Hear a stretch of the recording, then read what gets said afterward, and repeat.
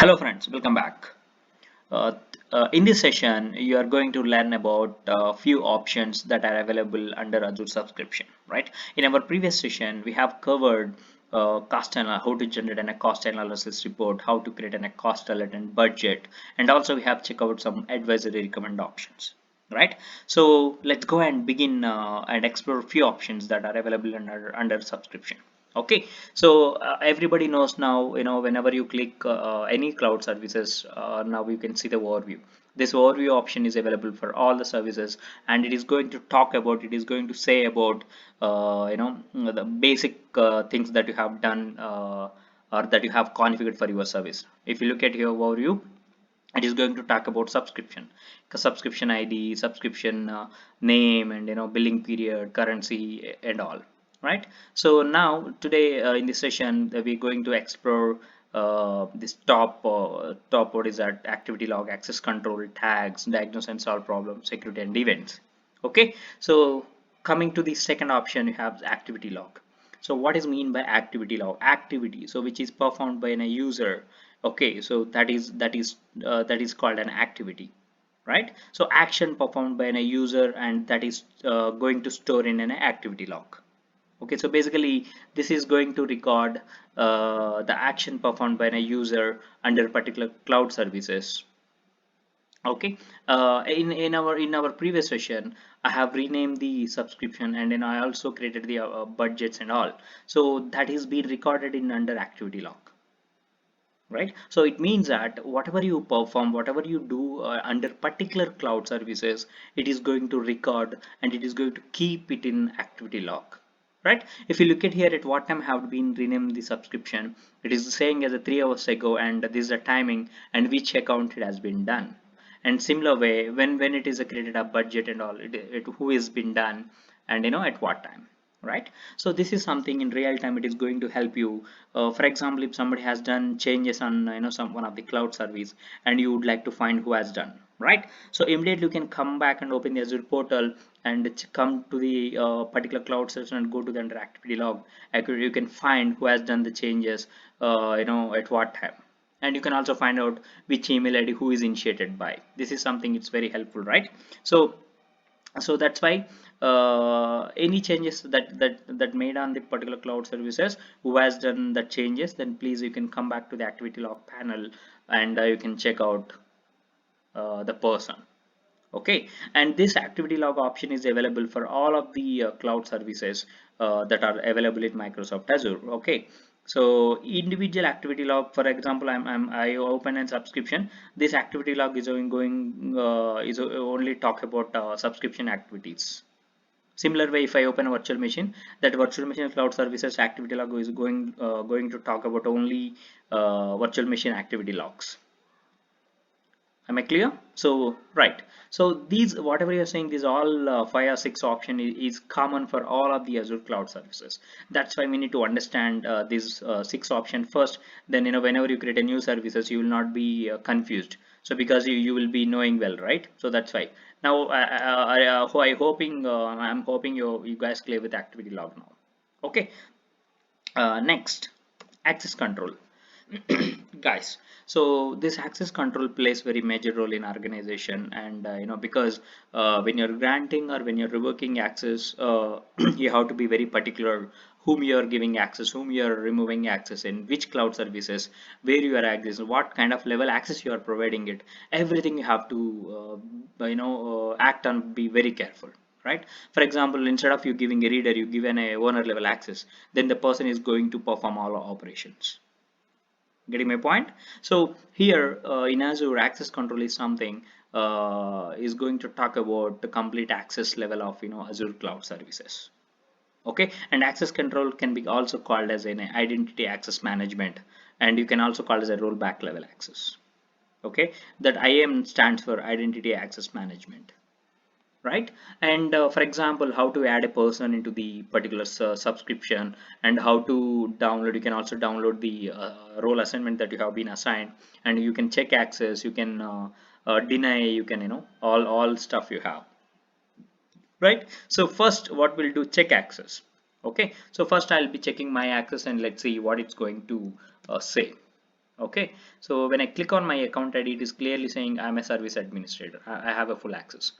See, nobody become as a service administrator. As I said, only account admin, only the person who is creating in a subscription, he's only can become a service administrator or account administrator. Apart from apart from this account, none of the person become act as a service admin. Am I clear? Right? So next, coming to the role assignments, and if you look at, I mean, there is no user role assignments. So how do I add a role assignment? Now there is an option called as a click add button, and you can add a role assignment. You have a three options, guys: add role assignment, add co-administrator, and add custom role. Okay, so co-admin is something like kind of admin privileges. He can also manage entire everything in Azure cloud services, right? So first you will talk about add role assignment, and click add role assignment, and choose the role. Okay, so this is interesting, something you need to learn, because there are kind of roles, okay, in real time, whether you wanted to provide a owner access, contributor access, reader access, and other level of access. Okay, well, I'll talk about few roles that regularly that we use in a real time. Okay, for the first one is a owner. So what owner will do, if you're granting access to any user as a owner, and he or she can maintain everything in Azure cloud.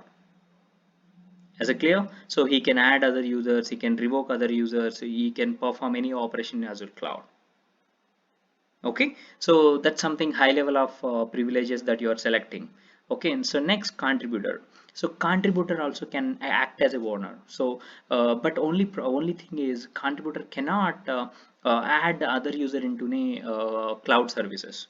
That means, for example, I'm giving contributor level access. Okay, so I'm telling boss, you add some X person to the cloud services, give permissions. So you are having a contributor permission.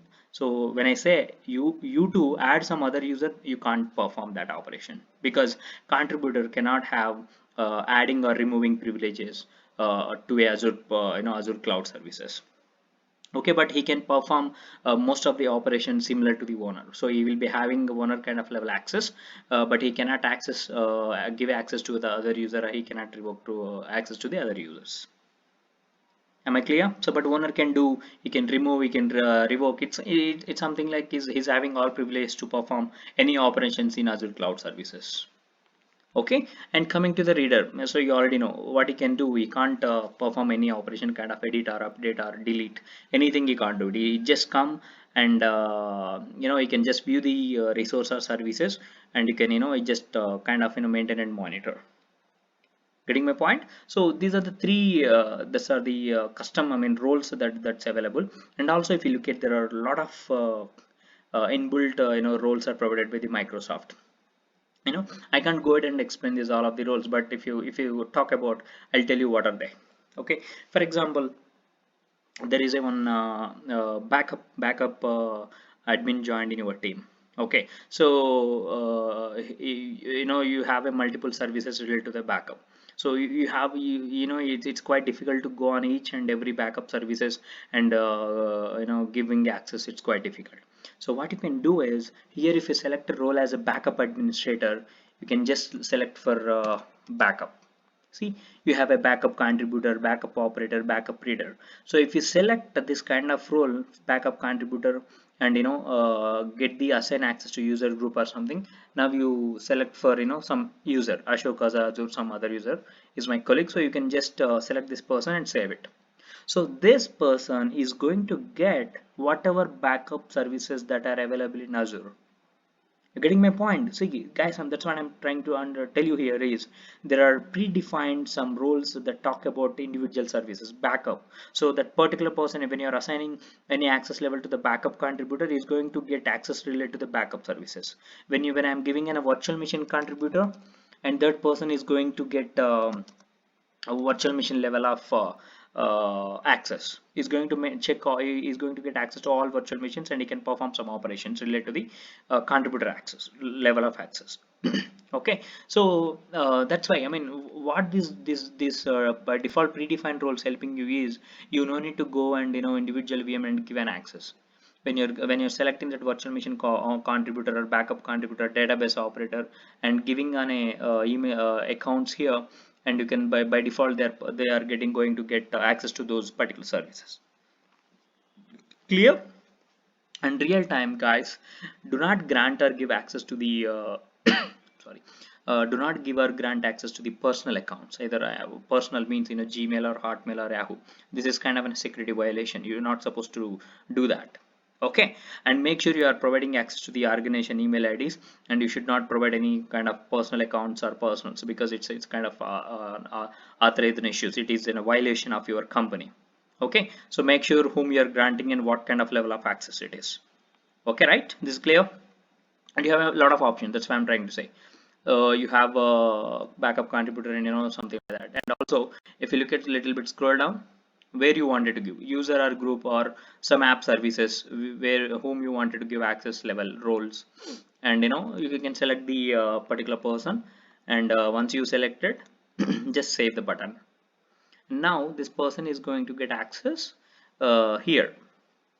Okay, and also you need to understand. Okay, so Azure is something high level cloud services. This is a top level service. Okay, because whenever you create any cloud services, it is be like under subscription only. Okay, subscription is at root level, you can consider that is a root.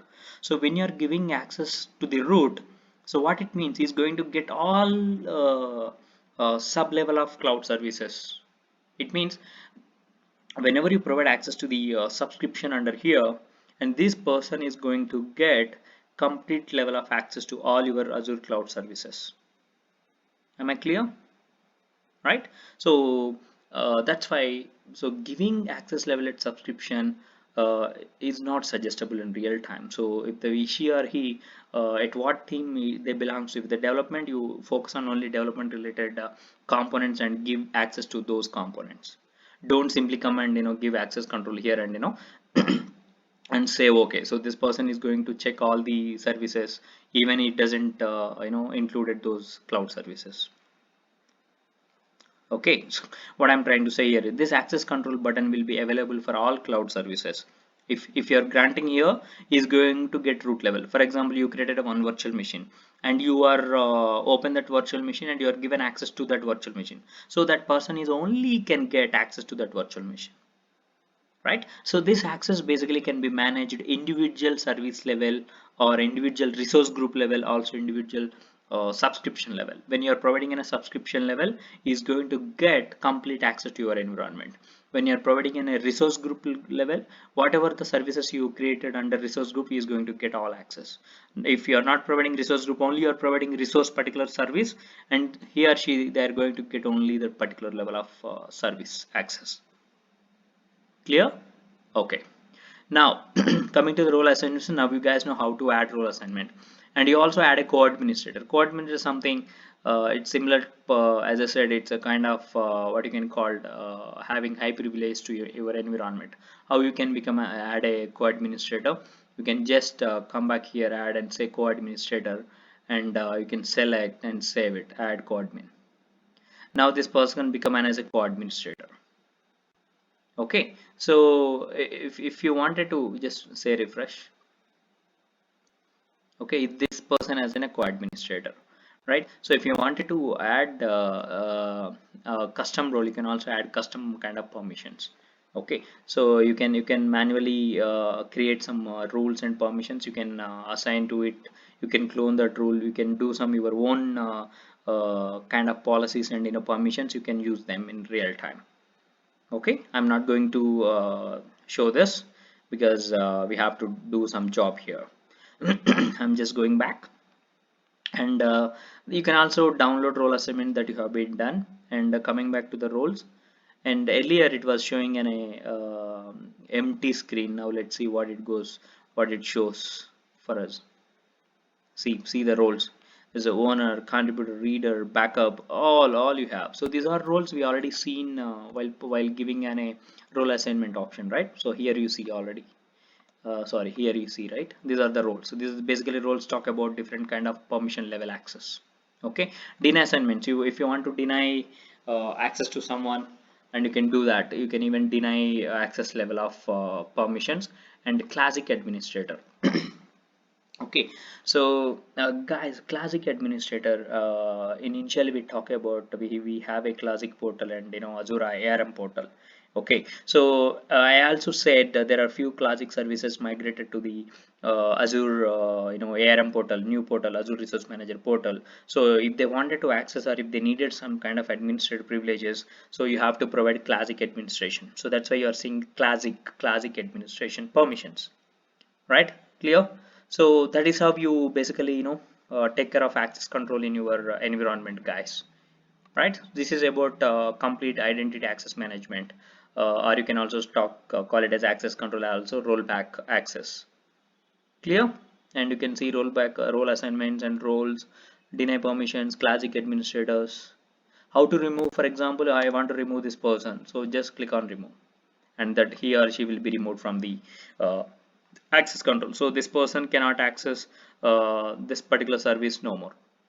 Clear? That is, this is how access control works. Okay, and coming to the tags. I'll be discussing access control more, guys. I mean, nothing to worry, because access control, see, that's what I tell. When you perform, when you give access to the subscription, it's going to get all level of access, and when you give only some particular services, it's going to only get on those particular services, something like that. Okay, but subscription is something root level access. So when you're giving an access at root level, just be cautious. What is going to happen when you're giving access under subscription? Don't do this here. Okay. Coming to the tags.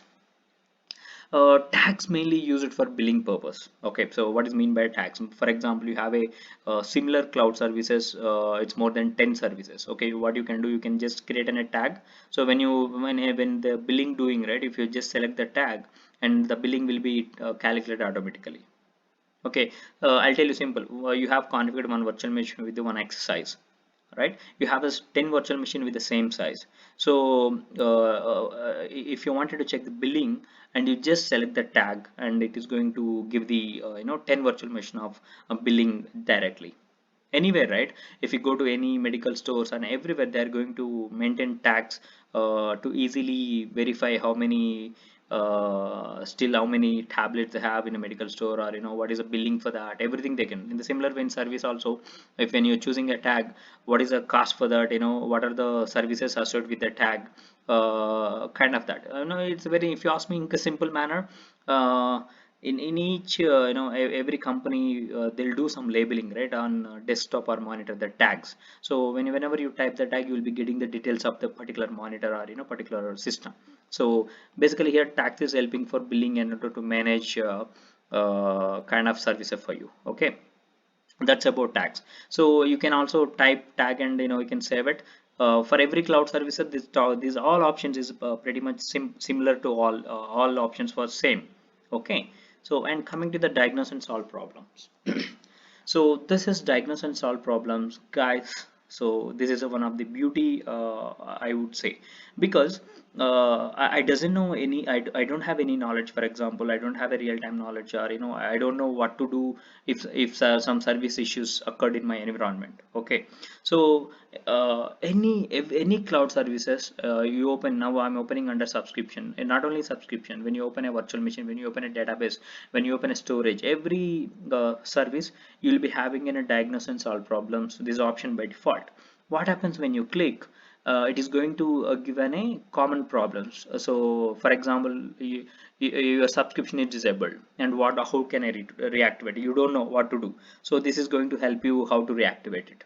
And I receive a past due balance notification, and how to, what is the troubleshoot step. Similar way, you'll have a number of things, question and answers, that is really going to help you in a real time, guys. So I would suggest, if you're I mean, if you're a beginner, if you're trying to learn, so please open every cloud service under diagnosis and solve problem, and try to understand and read out question and answer, so that it is really going to help you what to perform on for if any issue occurs.